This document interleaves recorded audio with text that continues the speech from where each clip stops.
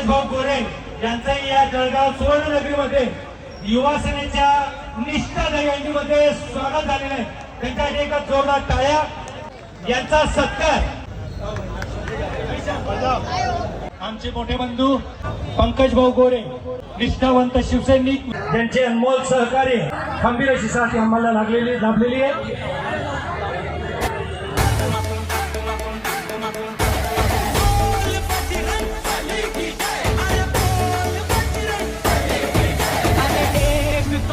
और 3 4 संग 5 6 7 है